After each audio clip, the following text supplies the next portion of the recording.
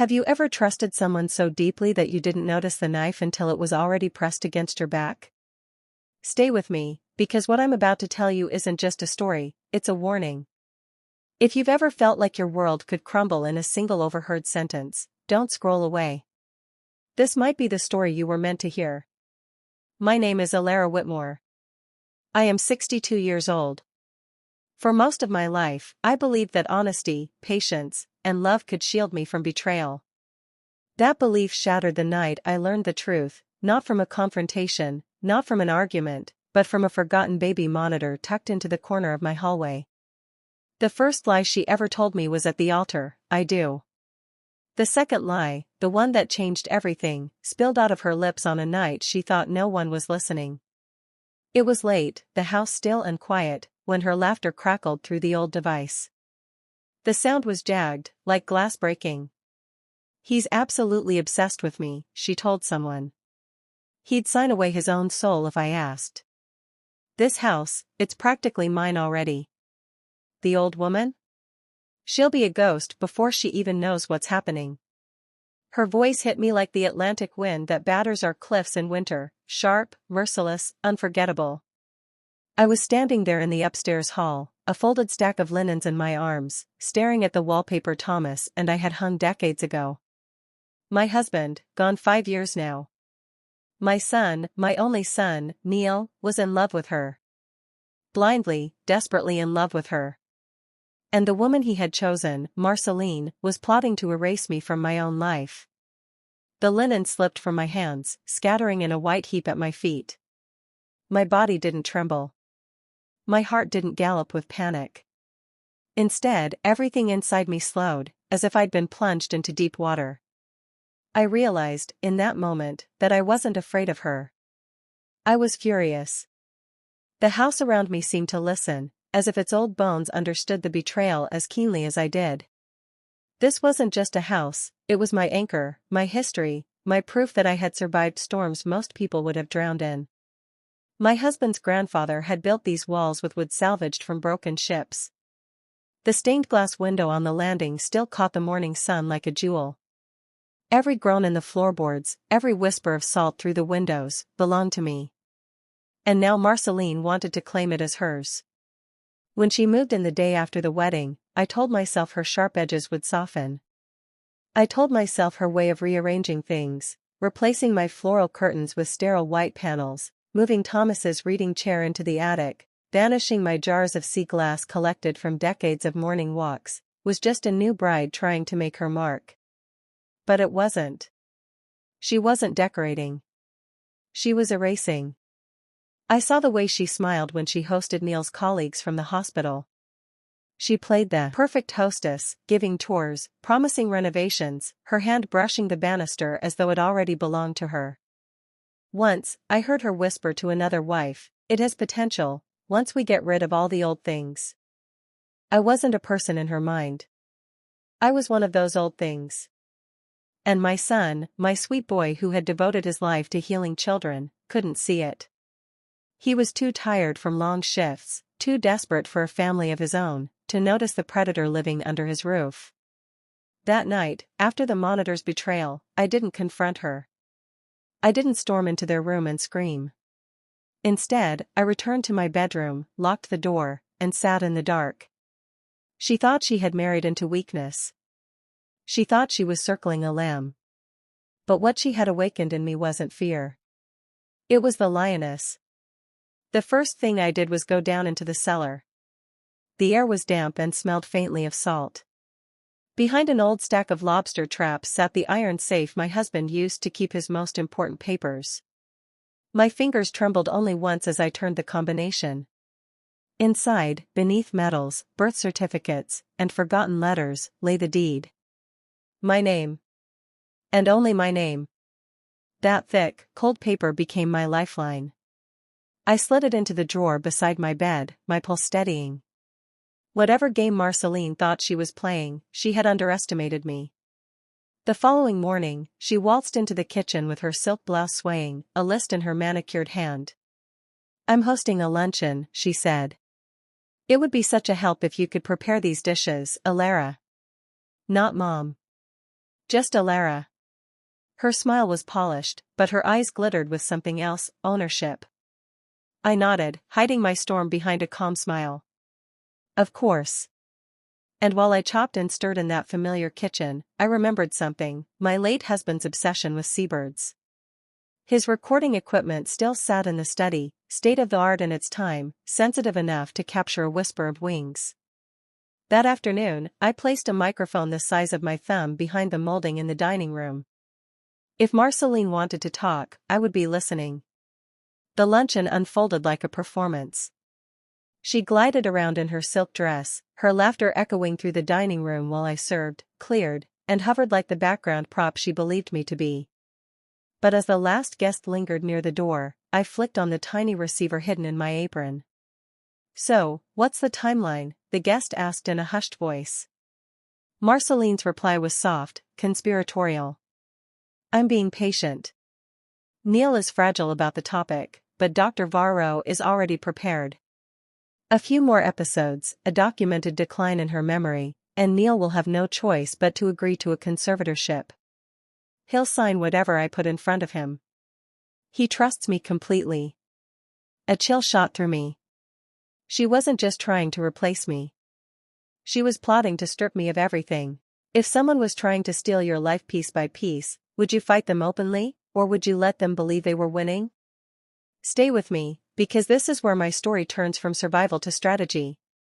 Don't just listen, imagine what you would do in my place. After the luncheon, after hearing her plans in her own voice, I realized something vital. Confronting Marceline directly would only strengthen her. My son would see me as hysterical.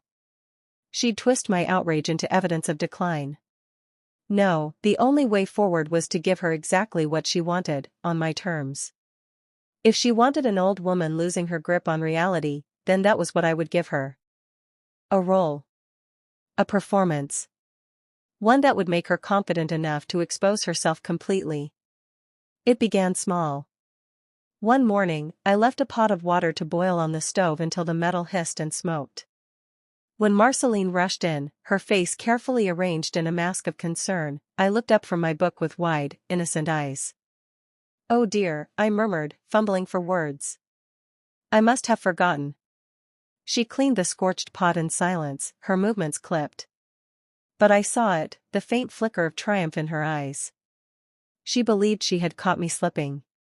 A few days later, I lost my car keys.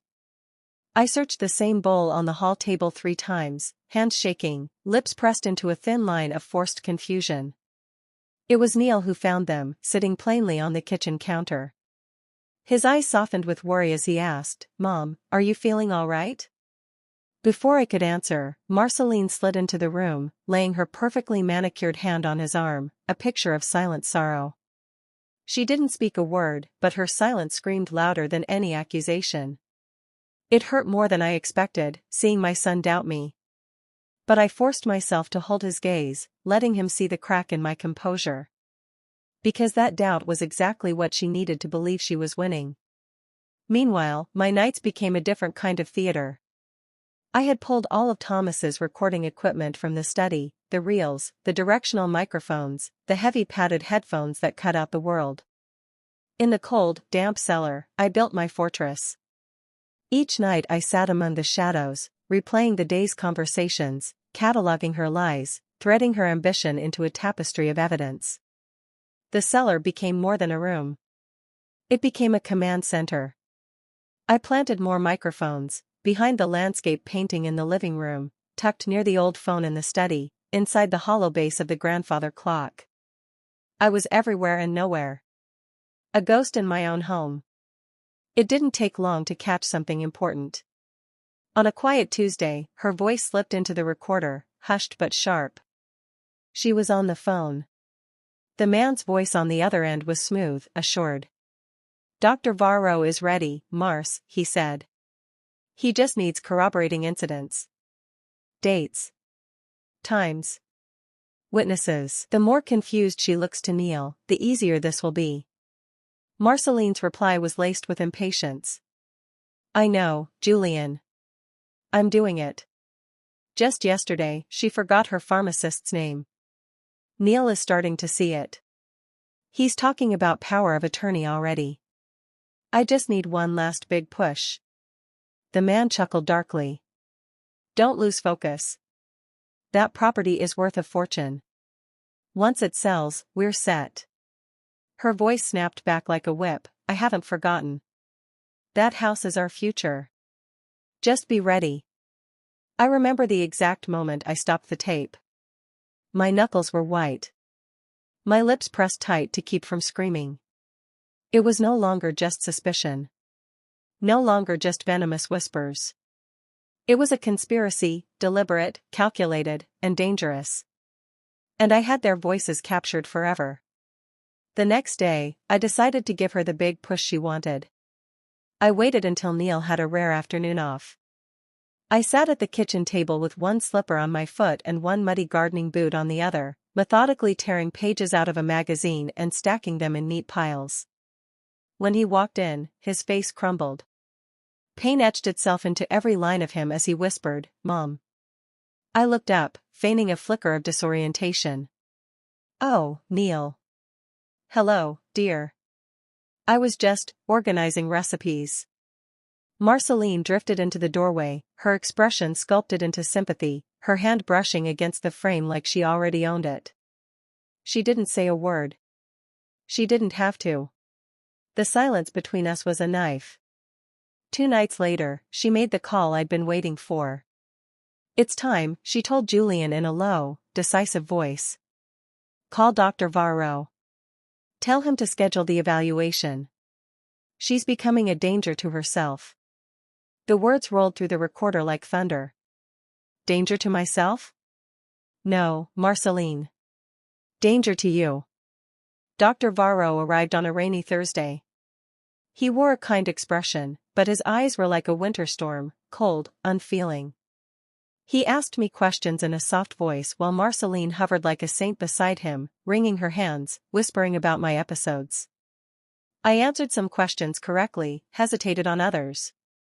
I drew the clock he asked for, but I put the hands in the wrong place. When he asked me to repeat 5 words, I forgot one. Just enough to give him what he came for.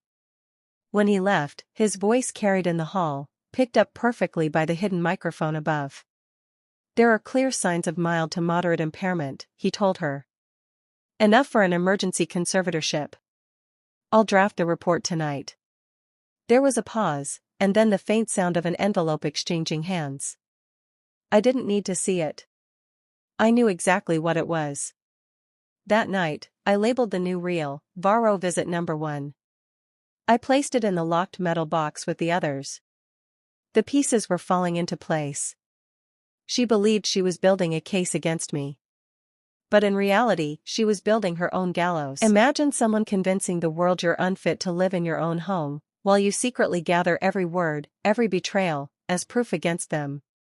Would you stay silent, or would you strike first?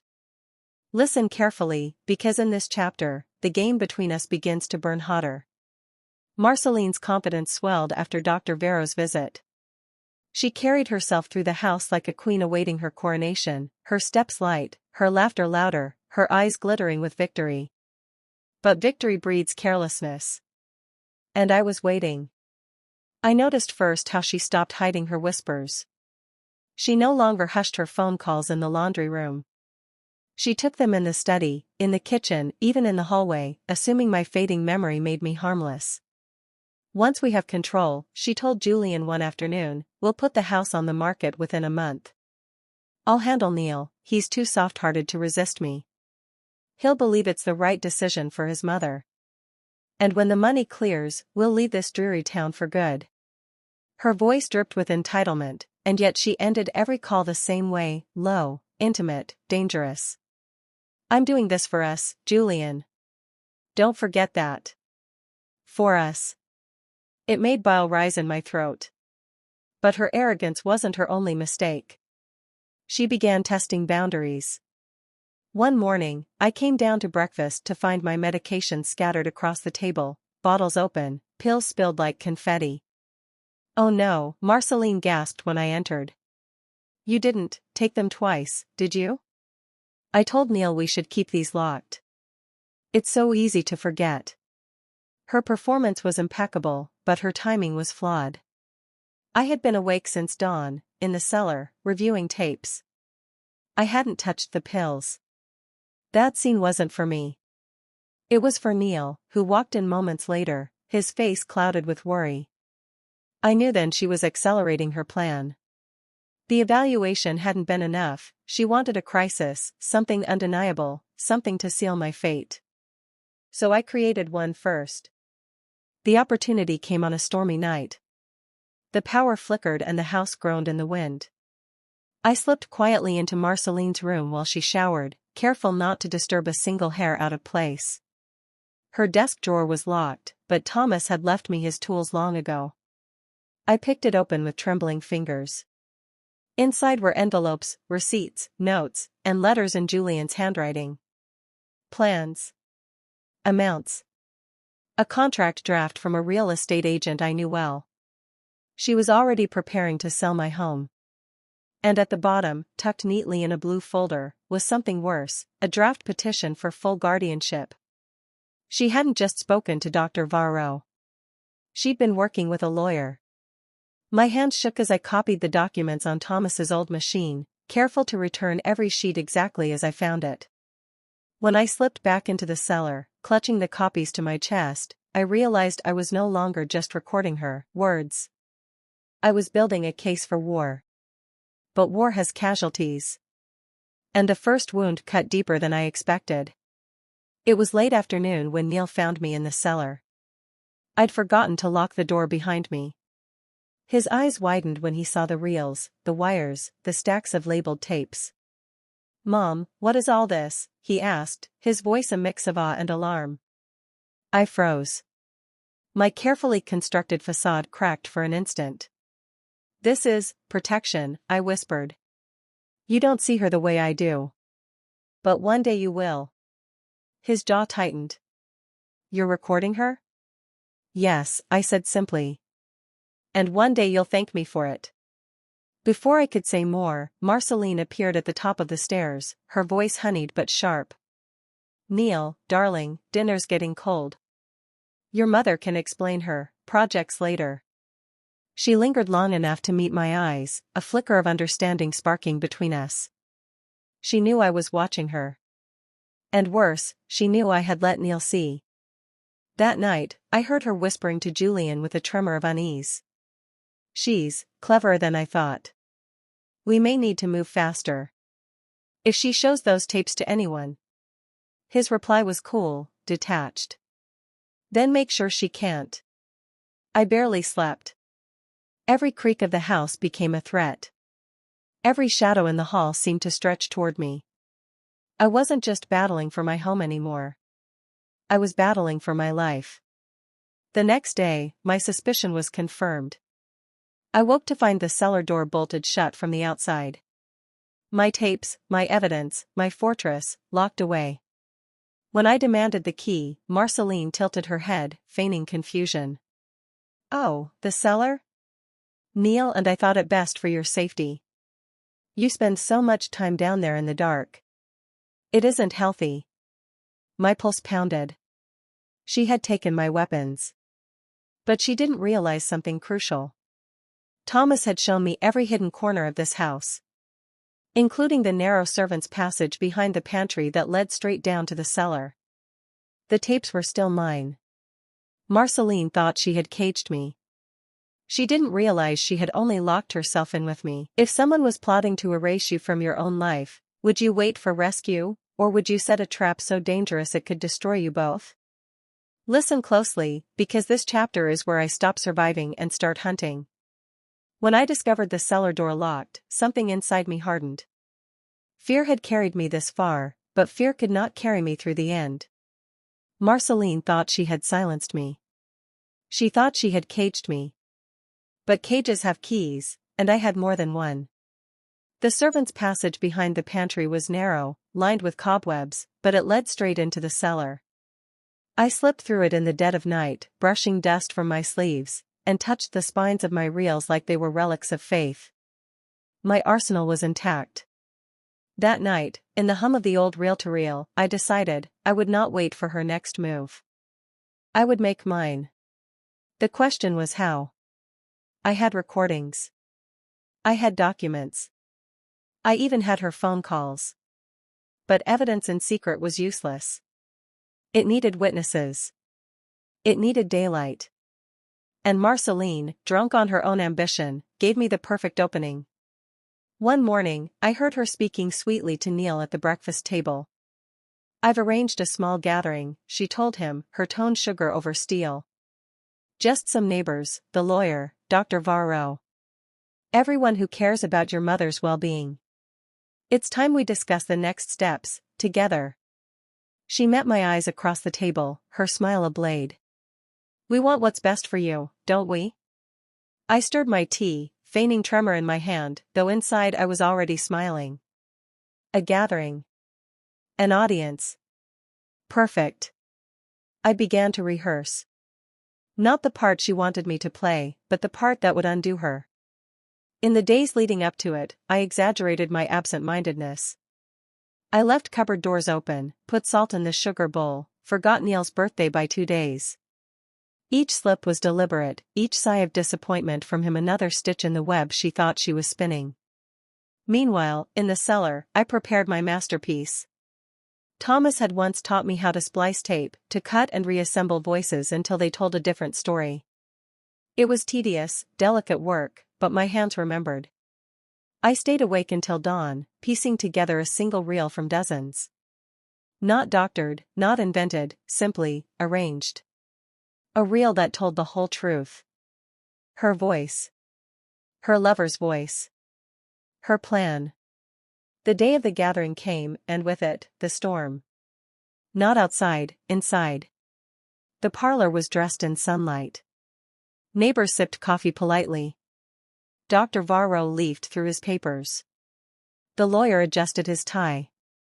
Neil sat tense beside Marceline, his hand brushing hers unconsciously, as if she were already his anchor. And then there was me. I wore a pale cardigan, one button mismatched, my hair slightly uncombed. I played the part to perfection. My eyes darted, my smile wavered. I let them all see a woman half lost. Marceline rose, gracefully, her voice gentle, her performance immaculate. "You all know how much I love Eleanor," she said, my name like honey in her mouth. "But lately, I fear for her safety. For her health. She leaves the stove burning, she loses her medicine, she wanders at night. It breaks my heart, but we must be honest. She needs care." She looked at me then, eyes shimmering, as though sorrow itself lived in her gaze. And I let a single tear fall. On cue. The room sighed with sympathy. The lawyer cleared his throat. "If we all agree, we can begin the paperwork." "Not yet." My voice cut the air. Quiet, but steady. Every head turned. I rose slowly, hands trembling, as though I barely had strength. "Before you decide my future, there's something you should hear. Something I recorded, by accident." I crossed to the old phonograph in the corner, the one no one used anymore. My reel was already mounted, threaded, ready. I pressed play. At first, the room heard nothing but static. A cough. A shuffle. And then, her voice. "Once we have control, we'll put the house on the market within a month. I'll handle Neil. He's too soft-hearted to resist me. And when the money clears, we'll leave this dreary town for good." Gasps. Whispers. The lawyer froze mid-breath. Then Julian's voice, smooth as poison, "Don't lose focus. That property is worth a fortune. Once it sells, we're set." And her reply, sharp, cold, undeniable, "I haven't forgotten. That house is our future. Just be ready." The room erupted. Neighbors exchanged horrified looks. Dr. Varro's face drained of color. The lawyer dropped his pen. And Neil, dear, foolish Neil, turned to Marceline with eyes like broken glass. "What is this?" he demanded. But Marceline did not falter. She laughed. Not a light laugh, but a blade's edge against stone. Fake, she said, her voice rising.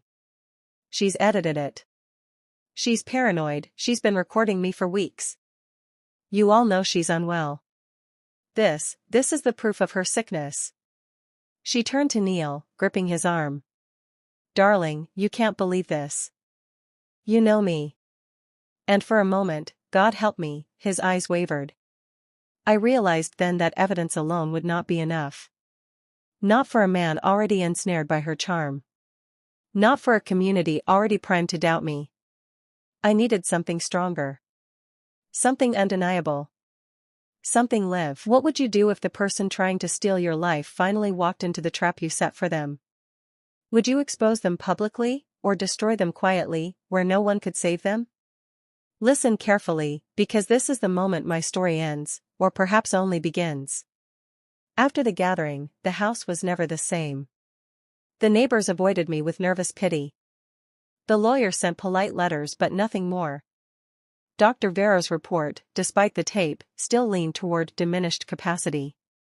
And Neil, my dear son, walked the halls like a man torn in two. He didn't know what to believe. And that hesitation was the opening Marceline needed. I heard her one night in the kitchen, her voice low but sharp, pressing the knife deeper into him. She needs full care, Neil. You saw how confused she was. You saw how she twisted things. The tape? That was desperation. We can't let her keep living like this.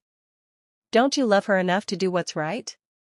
I stood in the shadows, my hands curled tight. She wasn't just after my home anymore. She wanted my son's heart, his loyalty, his belief. And that, I could not allow. I decided then that the trap had to be live. No more recordings, no more evidence tucked away in reels and folders. She had to reveal herself in front of him. With her own lips. With no way to twist it. The plan was simple in theory, dangerous in execution. I chose the cellar, my domain, the place she had tried to lock away. I left the servants' passage open, the light dim, the recorder spinning, but this time not hidden. Obvious. Waiting. And then I baited her. At dinner, I spoke aloud what I had never said before.